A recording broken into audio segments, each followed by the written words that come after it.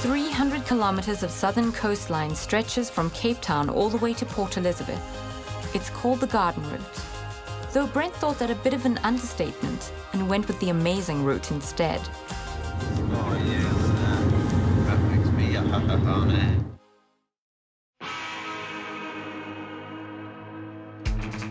This is Brent Owens. He chose to explore the world's different flavors and started his journey in South Africa.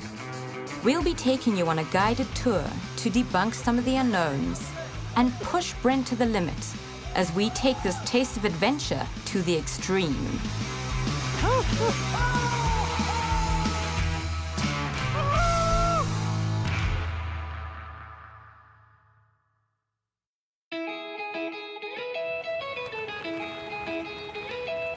Every Saturday, the small, tight-knit communities that litter the garden route get together to sell their local produce. We'd organized for Brent to meet up with Susan at the Wild Oats Farmers Market just outside the small town of Sedgefield. Here comes the intrepid traveler himself. Hello, Susan. Good morning, How are you? Brent. Nice to meet you. Nice to meet you too. Yeah, Thank you for Wild having me. Oats, eh? Yeah. Glad to be here. Good. Should we go for a walk through the market? Absolutely. Let's go for it.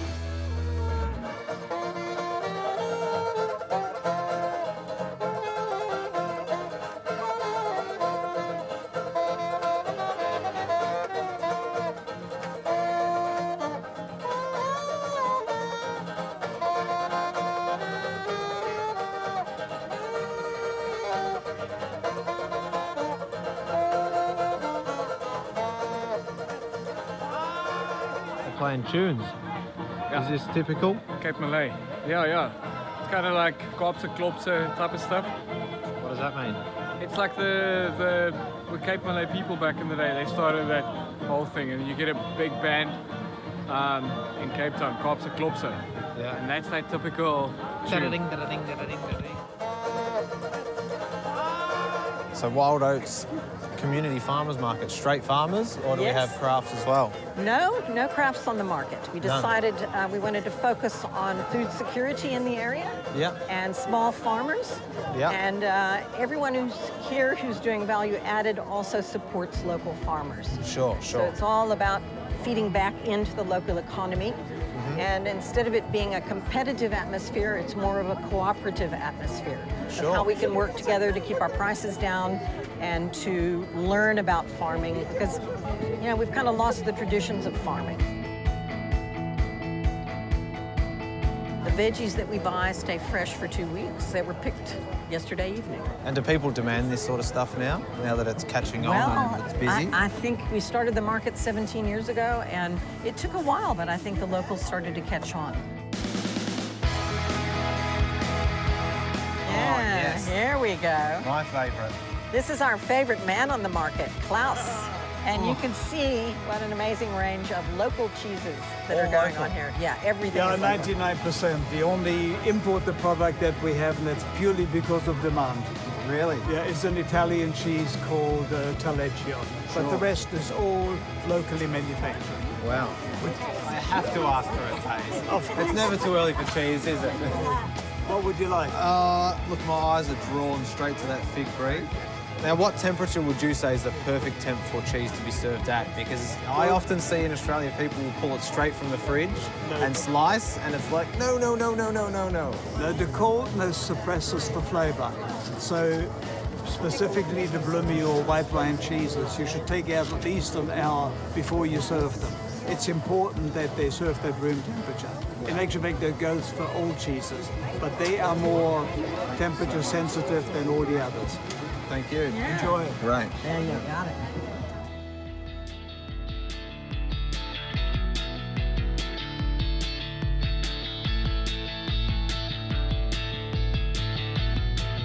This guy is our local legal diver. Dive yourself. Yes. Your family's been in the business for how many generations? 7. I'm the 7th generation. 7. I was fishery in South Africa. And how many of these would you go through a day? On average, in season time, it's December, then we go through about 1,000, 1,200 on a Saturday. It takes a lot of opening. What about the comparison between free diving oysters and then cultivated? The cultivated oysters are imported. It's a different species. That is Ostrea pacifica, and these are Ostrea margarita. So these are local oysters. These cannot be cultivated. They've tried for many years. Sure. My great-great-grandfather, they also tried to cultivate them, but without success. They just prefer the wild ocean. Yeah, it must be. And luckily our oceans are our waters are still clean. That's why these oysters are the best in the world. You think? No. I don't think. No. That's confident. The other thing that you know about is if someone's allergic, like I've never eaten them before, so I may have an allergy. So he has a way of figuring this out. Just touch the inside of the oyster with your finger. Okay, and then touch the inside of your lip. If you feel it tingling, You can't say it's tingling just because you don't want to eat it either. No, it's not tingling, unfortunately. Then you have to. I don't know, folks. I'm going to really freak out on this. No, you'll be fine. Yeah, it's all your fault. I want to wait and watch you do it first. Oh, my God.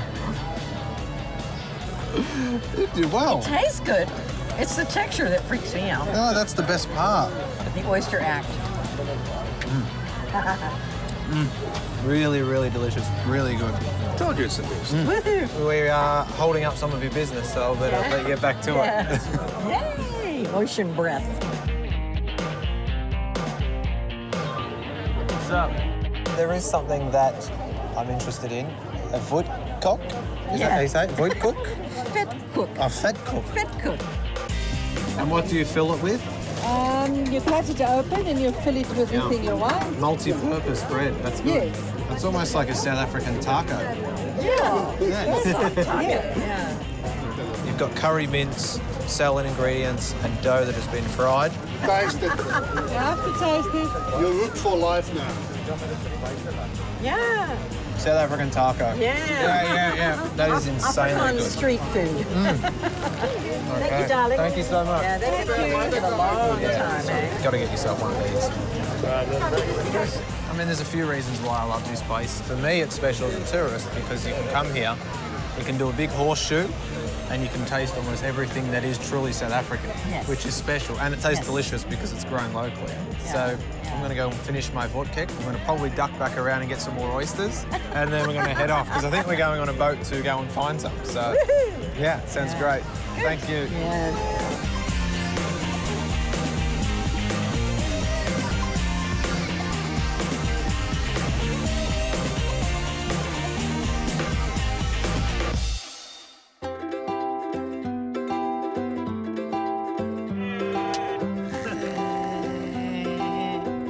We hopped back in our van, and after a breezy drive down the road, we ended up in Nysna.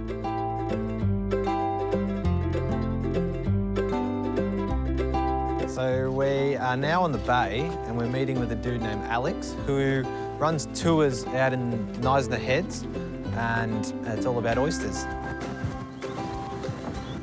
Alex. Brent, how are you? Good, my man. How are you? Great, fine. Good. Nice Good to meet you. Great. Are you ready for your oysters on the Nysna Lagoon? Always ready for an oyster. Always Always ready.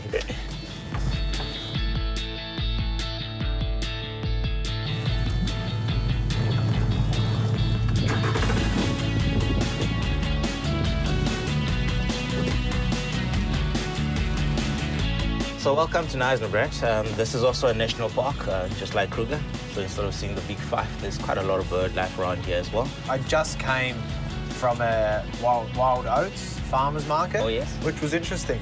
And there was a guy there who was all about wild, free diving, farm-free, organic style. Is that what you guys do? Is it free diving or is it more farmed products? This is more free diving, but we've got mostly the locals that actually supply to us as a way of actually looking after them as well. They get oysters for us within the coastline along the rocks. So this is also wild oysters. Yeah. Right? And what I've got right at the back here, we've got a nice big bag, so we're actually going to pull them out of the water. Oh, sweet. So we actually have them, but why we keep them in the water and actually drive the boat while we go, they're actually cooling down, feeding at the same time, and washing out all that excess sand and mud and all those little worms. Because sometimes a lot of guys actually pressure wash them, but that actually intentionally and immediately just kills the oyster because of fresh water as well. So we're trying to keep it as natural as we can. All right, cool. Let's hit it.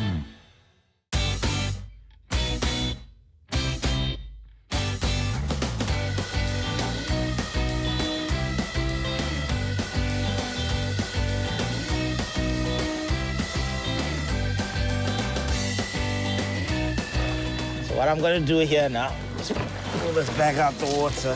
Oh, I actually have one on the top here. This is one of my biggest oysters that I've actually caught at the moment. Look at that. That's enough to get anyone's snag hard, isn't it? They say they're an aphrodisiac, is it true? Yeah, with that high salt content, it's something close to that, yeah. Because that would do it, wouldn't it? Hey, one of these and you'll be up all night. Definitely.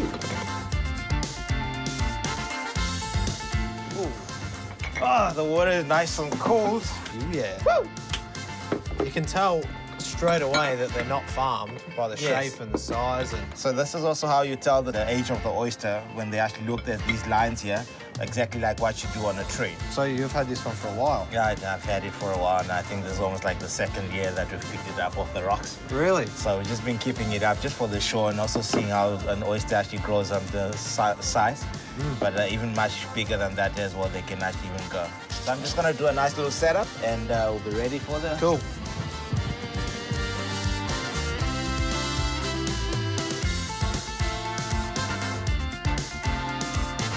All right, so we're going to get into some shucking now. Oh, yes. I've got a nice, good pair of gloves for you as well here. Thank you. All right. See, your gloves are nice. Ready for action. Okay, great. At the back section here, this is actually the hinge. So what we're going to do now, I'm going to give you a nice... Small one. Okay, unless if you want a big one. We'll keep that one for you for research. Okay. So you usually put your hand on the table just to get more leverage, right? And at the back section here, so you just twist as much as you can right there and just put a bit of leverage, right? And the first sign, whenever you see your water coming out of your oyster, that's also means that it's actually very nice and fresh. Then you just cut that top part of that muscle. So what you've got now inside of the shell of the oyster, this is also your mother of pearl. And a pearl is actually formed basically on a little grain of sand is actually trapped inside of the shell of the oyster. So if it's not comfortable, it keeps on adding more cavity, then it forms a pearl. So what's left now is to eat it. So usually what I do is I put just maybe 1 or 2 drops of lemon juice, just to, you don't want to kill the taste as best as you can. Would you like I don't know if you got any yours? on you. I think it all came to me. Okay. Just a couple of drops. There I like you go. that. Yep. Okay. Well, Cheers. Cheers, buddy.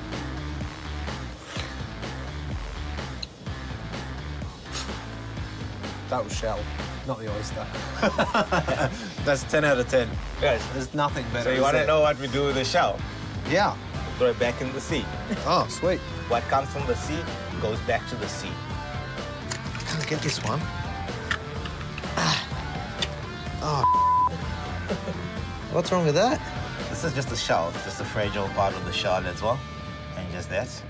So have I wrecked that one? Yeah, you just wrecked it a bit there. Yeah, yeah, yeah. Yeah, yeah, yeah, yeah. Yeah, yeah, yeah, yeah. Where's it gonna hit? That's the thing. Safe. Yeah. Cheers. Cheers. To oysters.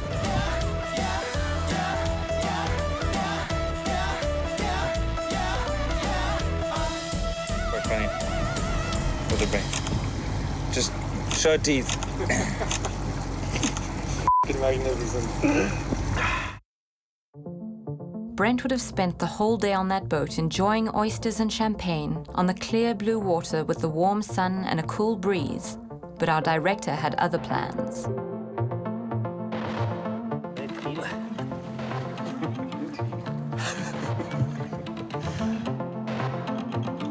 I've gone for a little drive into the forest in Nysna.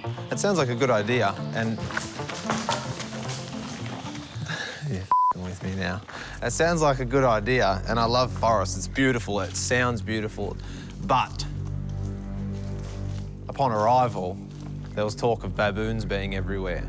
And then the stories of the baboons come out. And now that we've started to walk through, if you listen carefully along this trip, you'll hear these noises everywhere. You hear a branch snap, you'll hear something run through the forest. And it's actually quite terrifying. Are you getting a stick for protection, Max? Yes. Have you got a stick to protect you? He's literally trying to find a stick. Give me one too. Shit. That was not a stick, because that, oh, I just saw one. I just saw one, I promise you, I just saw one. I promise you, I just saw a baboon jump out of that tree. Now we're down to... We're down 2 crew members now. UX is gone. Walls up ahead somewhere also gone. Me. Oh, whoa. I saw a bunch of these. Yeah, it does. Okay, let's go. This. This baboon is literally 2 meters away from us. No, this. I don't want to do this. I don't want to walk through this shit by myself. That's it. We're rolling right here. Yeah, but I'm at the front. That's okay. We're just 2 minutes walk forward. And I'm not... Then we're going to turn around again. I don't want to go further up there. Nah, f this. I'm going. I'm not walking anymore. I'm f***ing myself. Yeah, you walk at the back then. Max, stay behind me. I don't want to go any further. If Lex is walking in front, then... Yeah, you guys are used to this dangerous activity. I'm not. Everything in South Africa is dangerous. I'm not used to it. In Oz, we've got snakes and spiders. That's it. Okay, it's okay. It's not okay. This whole trip I've been scared. I just want to enjoy some of it. I have to say, though, it's one of the most beautiful forests I've ever been in. Yeah, we're getting deeper in.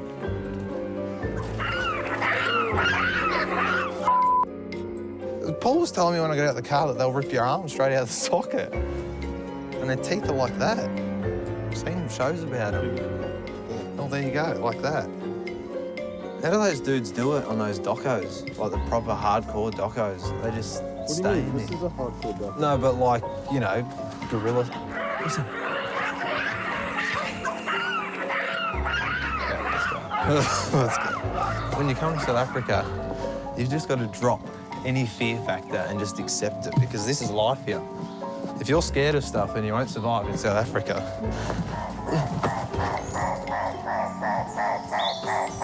You tell me that's not a baboon.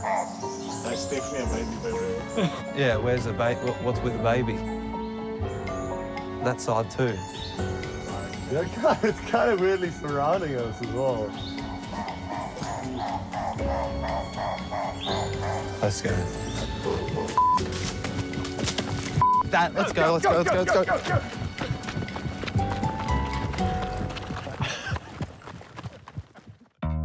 Although it had been fun getting Brent riled up about our phantom baboons, it was time to do something that would really get Brent's adrenaline going. Paragliding, excited. I am excited to paraglide.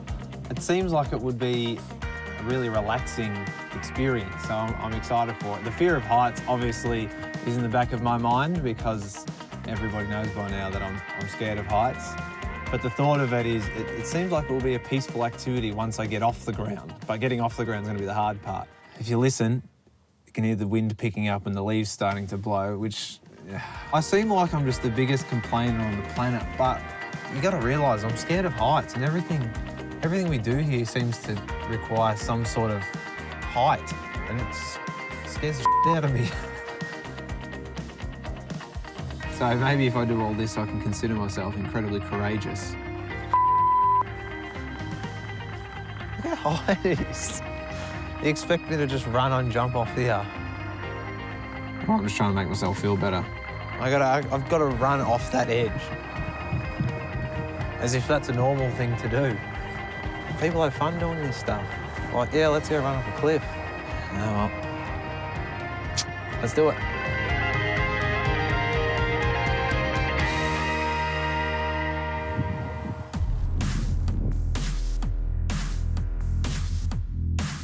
So we're running off the edge of that cliff. Well, we're going to take a few steps. Okay, I'm going to clip you into a harness. You're going to be securely attached to me, and then you sit down and enjoy voila, the show. enjoy. And what about you? How many jumps have you done? Probably 10,000. So, yeah, I've been flying over 20 years, and professionally, what we're doing today is 15 years. Wow. So, yeah, you're in good hands. Yeah, hopefully. Yeah. That makes me feel and a I'm little still bit here. better. Yeah. Let's go run off this cliff. Okay, good. All right, so the first things first, we're going to put the helmet on, secure it onto your head. Is that comfortable? Yep. That keeps you secure, that you don't fall out the harness. Keep the shoulder straps on. To the pilot, years of experience, All right, let's go, I think. Okay. Okay, and you can turn around. Just come through with me, and then I clip you in. Now that Just I asking can the one- see the one- everything and I'm just ready to go, you know, it's those initial butterflies. Yeah, you can go with it. It's more that fog coming over that I'm worried about. I don't know anything about this, so obviously you start to make these paint your own picture in your own head. And I'm just thinking if they come over, which it looks like they're about to, it's like, what do we do if we're in the sky? Are we going now? You're going now. Deep breaths. Okay, you ready? Yeah, I'm ready. Okay, 3, 2, 1. I pull the ring up, slowly backward. Okay, ready? Lean forward and run.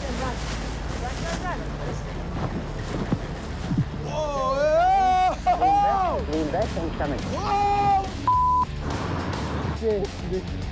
How beautiful is this? Woo! This is magic, isn't it? Awesome. I can see why you do this every day.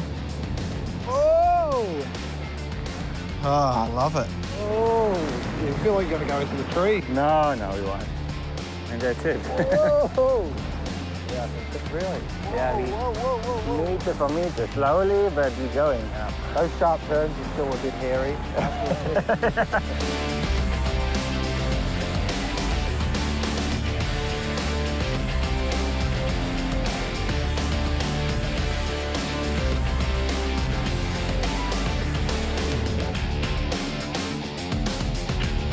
Thank you so much. That was 10 out of 10.